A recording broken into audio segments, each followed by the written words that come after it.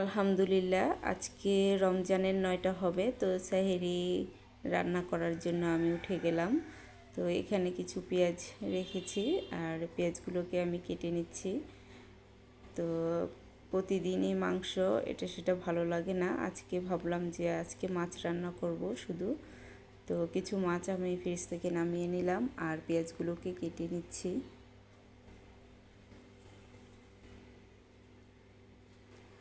যেহেতু রাত 2টা বাজে, তো ভাবলাম বেশি কিছু রান্না করব না, শুধু মাছ একটু ভুনা করব। তো কিছু চিংড়ি মাছ আমি নিয়ে নিচ্ছি।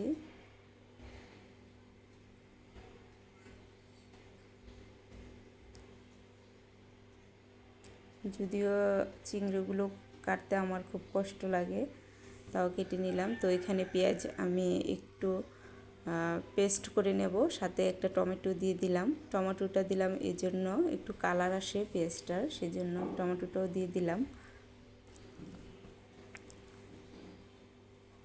তো আমি পেঁয়াজটাকে একটু ব্লেন্ডার করে নিচ্ছি।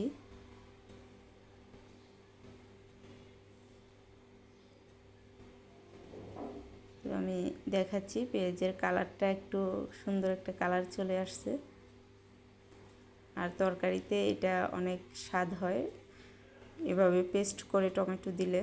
তো আমি মাছগুলোকে একটু ভেজে নিচ্ছি।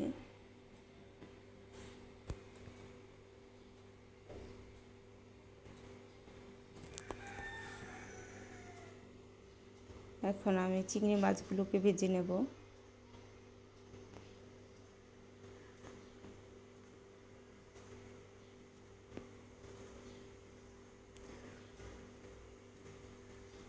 অবশ্য রাত 2টা বাজে, এখন রান্না। অনেকেই হয়তো বা আমার মতো এত রাতে করে, আসলে এত রাতে করার কারণ হলো রাতে জাগনা থাকি, তো সেজন্য ভাবলাম যে তাহলে আর রাতেই করি, যেহেতু সারা রাত ভরে জাগনেই থাকা হয়।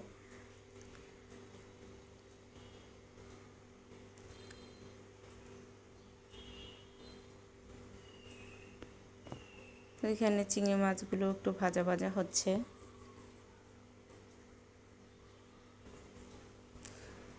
তো আমি এখানে তরকারির জন্য এখানে পেস্ট করা পেঁয়াজটাকে দিয়ে দিলাম, লবণ মশলাগুলো দিয়ে দিচ্ছি।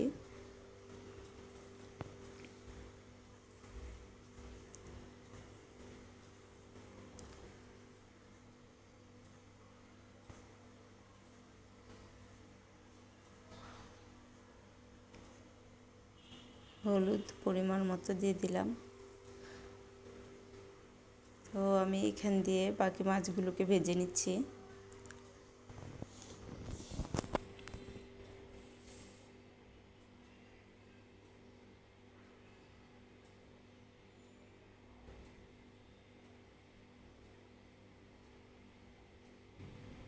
তো মাছগুলো ভাজা হয়ে গেছে।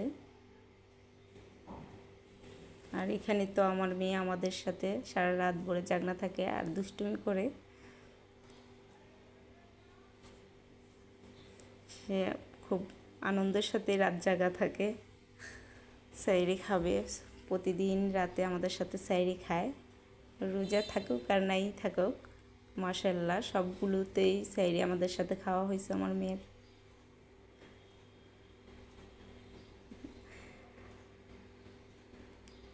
তো এখানে আমি মশলাটাকে একটু ভালোভাবে কষিয়ে নিচ্ছি আর টমেটোগুলো দিয়ে দিলাম। সবগুলো টমেটো আমি দিয়ে দেব।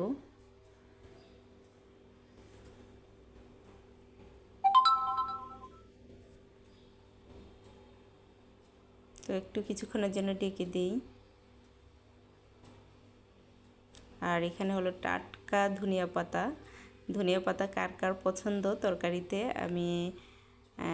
আমাকে অবশ্যই কমেন্ট করে জানাবেন। আর আমার তো ভীষণ পছন্দের, আর আমি সব সময় তরকারিতে দেওয়ার চেষ্টা করি। ধনিয়া পাতা দিলে আসলে কি তরকারি এক স্বাদ চলে আসে। এখানে মেয়ের দুষ্টুমি তো আর কমতি নেই, কখনো এখানে কখনো ওখানে। তো বল নিয়ে খেলা করতেছিল আর চিৎকার করতেছিল, তো সেজন্য আমি যখন ক্যামেরাটা ধরছি চুপ করে সে এখানে লুকিয়ে গেল। ব্যথাও পেয়ে গেল। তো যাই হোক, আমি এখন মাছগুলো দিয়ে দিচ্ছি।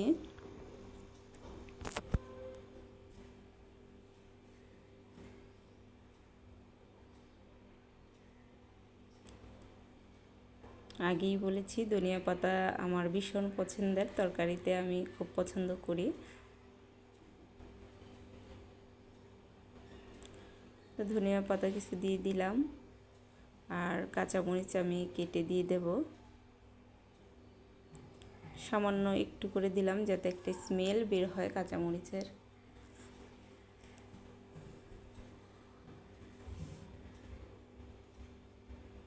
ব্যাস মোটামুটি আমার তরকারিটা হয়ে গেছে।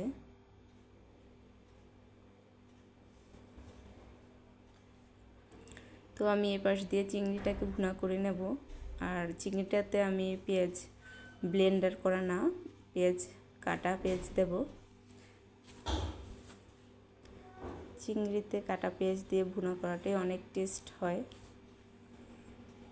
তো সেজন্য আমি সবসময় চিংড়িতে কাটা পেঁয়াজ দিই ভুনা করি। আর এখানে তো মেয়ে আছেই নাচরবান্দা, দৌড়াদৌড়ি ছুটাছুটি। তো মশলা যা যা দেওয়ার আমি দিয়ে দিচ্ছি একটু একটু করে।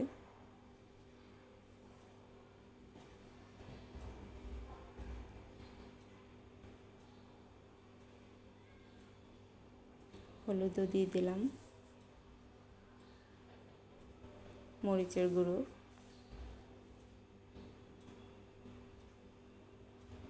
আর ওপাশ দিয়ে আমি ভাতটাও বসিয়ে দিলাম।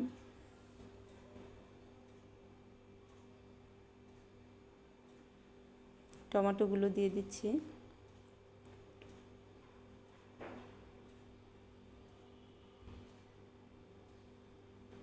চিংড়ি মাছগুলোও দিয়ে দিলাম।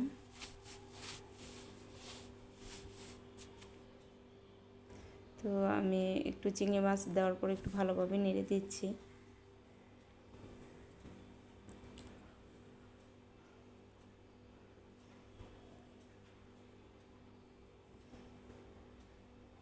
আসলে রাত জেগে থাকি সারা রাত, বললাম কেন, কারণ ঘুম থেকে উঠে আমার পরিবারের কেউ সেরি খেতে পারে না। তো সেজন্য আমরা আর রাত্রে ঘুমাই না, একদম সেরি খেয়ে ফজরের পর ঘুমানো হয়।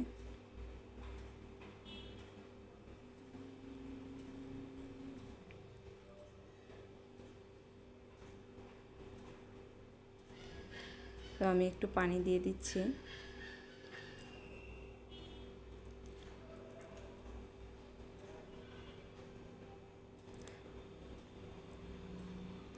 তো আমি পাতিলটাকে একটু চেঞ্জ করে দিলাম, কড়াইটাকে, কারণ এটা একটু ছড়ানো আছে। আর যেহেতু আমি ঝোল রাখবো না, একদম শুকনো শুকনো ভুনা করব, তো সেক্ষেত্রে একটু ছড়ানো পাতিল হলে মনে হয় ভালো। তো সেই জন্য আমি এটাতে নিয়ে নিলাম।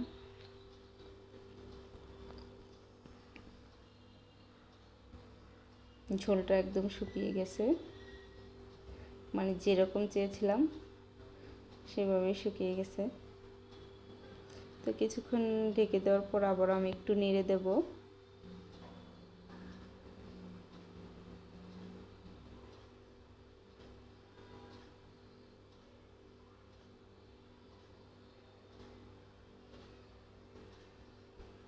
একটু পরপর নেড়ে দিতে হচ্ছে যাতে নিচে না লেগে যায়। আর পেঁয়াজটাও একটু ভাজা ভাজা হচ্ছে।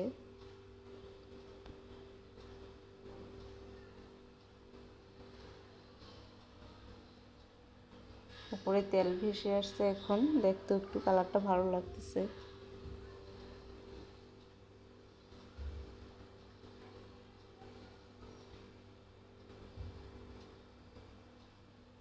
তো আমি এখন ধনিয়া পাতা আর কাঁচামরিচ দিয়ে দেব।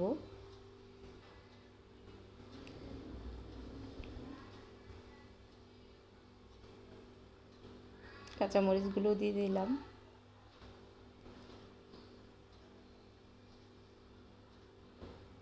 দেখতে অসাধারণ লাগতেছে, মনে হচ্ছে যে ইয়ামি হবে ইয়ামি হবে। আর গ্রানও আসছে, চিংড়ি মাছের গ্রান তো এমনি তো আসে জানেন, খুব সুন্দর একটা গ্রান আসছে। আর কাঁচামরিচ ধনিয়া পাতা দেওয়ার পর তো সুন্দর একটা কালারও চলে আসছে।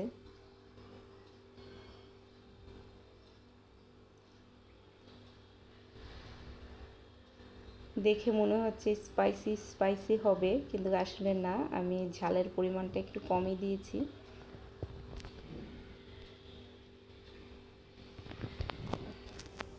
কিন্তু দেখতে কালারটা অনেক ভালো লাগতেছে।